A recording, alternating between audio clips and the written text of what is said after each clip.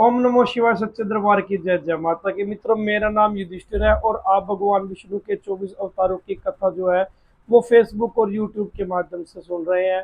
हम लोग अपने जीवन के विकास के लिए भगवान विष्णु के 24 अवतारों को कथा कर रहे हैं, जिसके आज दौरान हम लोग जो है भगवान परशुराम जी के अवतार का जो है वो थोड़ा सा पढ़ेंगे, क्योंकि भगवान परशुराम जी का जो जन्म था वो सामान्यतः नहीं हुआ था।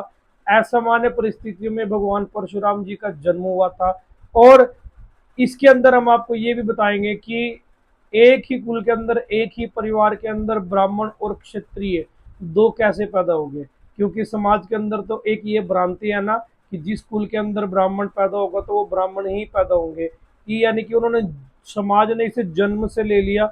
लेकिन पूर्व में यानी कि प्राचीन समय में ऐसा नहीं था। जो जैसा कर्म करता था उसको वैसी उपाधि मिल जाती थी, वो वैसा ही हो जाता था। यानी कि ब्राह्मण या क्षत्रिय, क्षत्रिय का कार्य सीमाओं की रक्षा करना था। राजा जो है वो क्षत्रिय की श्रेणी में आते थे। और जो है वो ब्रह्म जनेति इति ब्राह्मण, ब्रह्म को, परमात्मा को जानने वाले जो है वो ब्राह्मण हुआ करते थे। उन्हें धन से कोई लोभ नहीं होता था। उनका काम था हर परिवार में अलग जगाना और परमपिता परमात्मा का कार्य करना। उनका व्यापार से, उनका और सामाजिक चीजों से कोई मतलब नहीं होता था।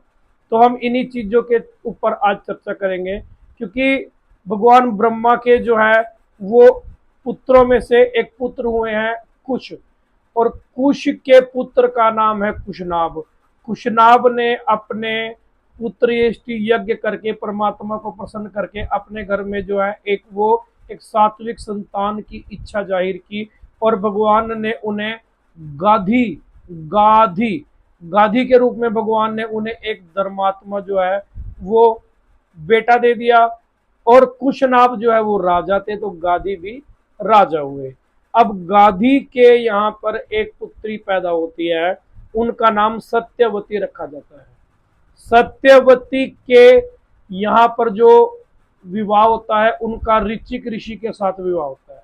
यानी कि सत्यवती के यहाँ पर एक धर्मात्मा से विवाह हुआ, उनका नाम ऋचिक ऋषि हो गया। अब धर्मात्मा तो गाधी भी थे, यानी कि सत्यवती के पिता, लेकिन वो राजा थे। यहाँ पर गौर करने की बात यह है कि पिता और पुत्री के अंदर ही डिफरेंस शुरू हो गया, क्योंकि वो राजा हुए और उनके जो जवाई है, राजा का जवाई, उनकी बेटी का पति जो है वो ऋचिक ऋषि हुए। अब बात आती है कि सत्यवती की माता एक दिन सत्यवती से बोलती है कि भाई मुझे भी एक पुत्र की और कामना है। तो सत्यवती, पुत्र की कामना तो तुम्हें भी है, तो हम ऐसा करते हैं कि हम ऋचिक ऋषि से जो है वो सलाह लेते हैं, क्योंकि वो ब्राह्मण थे, तपित थे, तपस्वी थे, ज्ञानी थे। वो दैविकता परमात्मा को जानते थे और उनका कार्य ही परिवार परिवार के अंदर वो सनातन की अलग जगाना था। उनका कार्य ही था परमात्मा के प्रति लोगों को जगाना। तो ऋचिक ऋषि की पत्नी जो है और ऋचिक ऋषि की सासू माँ, आज के हिसाब से कह दे, ये दोनों ऋचिक ऋषि के पास जाते हैं और कहते हैं कि हमें पुत्र की इच्छा है। तो ऋचिक ऋषि उन्हें दो चरु देते हैं।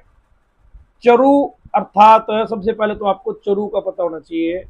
चरु वो पदार्थ होता है हवन के अंदर आहुति डालने के लिए जो पदार्थ बनाया जाता है, जैसे खीर होगी, उसे चरु बोलते हैं।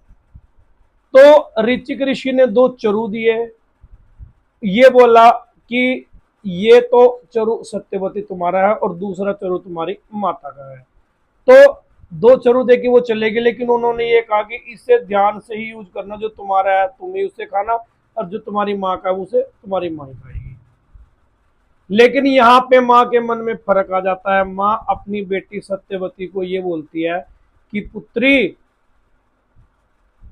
अपने भाई की इतने अधिक गुण कि किसी को उपेक्षा नहीं है, किसी को चेष्टा नहीं है। यानी कि अपने पुत्र के अधिक गुणों की अपेक्षा सबको होती है।